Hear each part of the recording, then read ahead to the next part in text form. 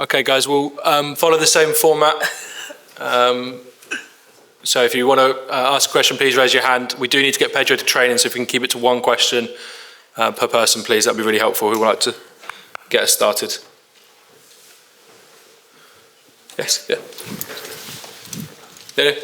Yeah. Just hang on, Martin. We're starting down here first. Ask the question. Ask. No, it's okay.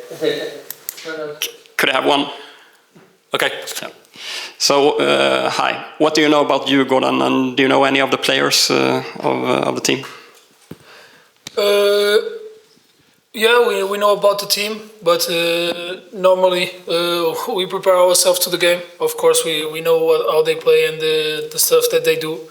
We will study it more, and we are just focusing on ourselves and winning the game at our way.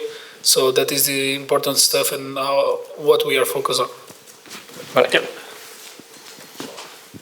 Hi, Pedro. Just can we go back a couple of weeks to Fulham and the feeling of that moment and that goal? I mean, how important a moment did that feel in your Chelsea career so far? To be honest, it was really important. I think it was a moment that we showed that we are ready for these situations, to play in the Fulham pitch, difficult team to play and a tough ground to go. We were losing 1-0, and to turn around that game was a really good job, and we gave belief to the team that we can do even better. So we have to finish the game in the best way. Otherwise, that games don't matter. You know what I'm saying? Hi, Pedro. Do you have any experience of playing on an artificial pitch, and also is there any concern for you and the others about the potential for it to cause injury? No, to be honest, when I was younger, I used to play on these pitches. When I was to play in a young age in Portugal, we are really used to it. We even play on the sand sometimes. I don't know what you say in English. So of course I don't play in the artificial grass for a long time, but we have a train now to prepare it, and of course it's a different thing to us. So we have to prepare it now to be fully ready for tomorrow. Yeah, Peter. Hi, Pedro. You've played a fair bit as a central striker this season. How have you found playing in that role, and is that something you can see doing more going forward? To be honest, I really enjoyed it. Like I said in previous interviews, that they asked me the same question as you. I said that I feel free in there. I can go to both sides, receive the ball wide, be more near to the box sometimes. So I really enjoyed it. The games that I had there, I really enjoyed. I think I helped the team a lot. So I'm ready to be honest to help in every way I can. Okay, 3 more here, Nazar, and then finish up there. Hi, Pedro. Can I just take you back to the weekend, if I may, please? And we saw some lovely footage of yourself and Marc Cucurella heading tennis balls at the Madrid Open.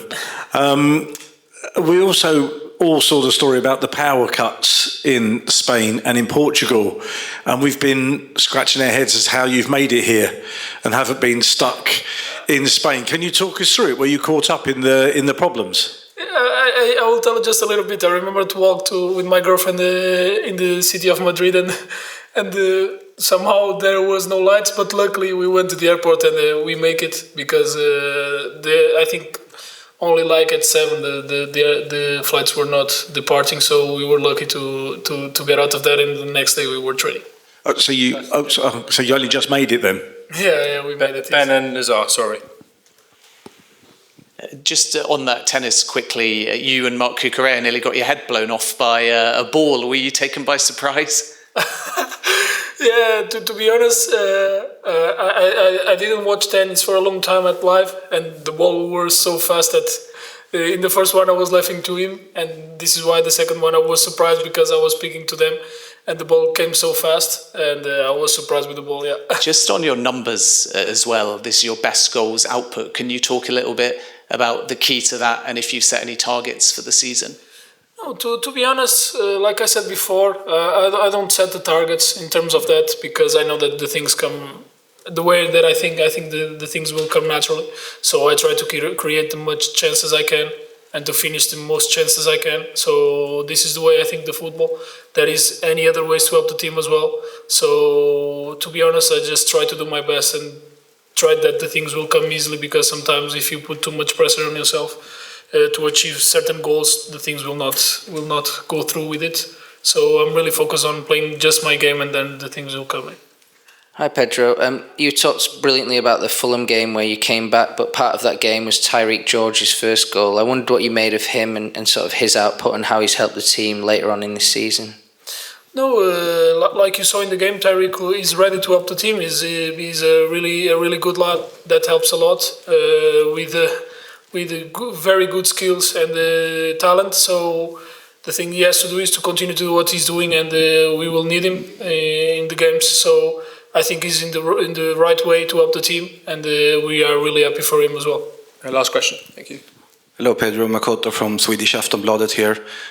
From when you've studied Djurgarden before this game, what would you say is the single thing that you fear the most with the opponent tomorrow? With it something with the team or the pitch or the fans, if you single out one thing? To be honest, we don't fear anything in any game. We are Chelsea, and we focus on ourselves, like I said before, and we go to the game tomorrow thinking on ourselves and on the way that we have to win the game, and this is what we are going to do to play our football. Thanks, guys. Cheers. Thank you very much.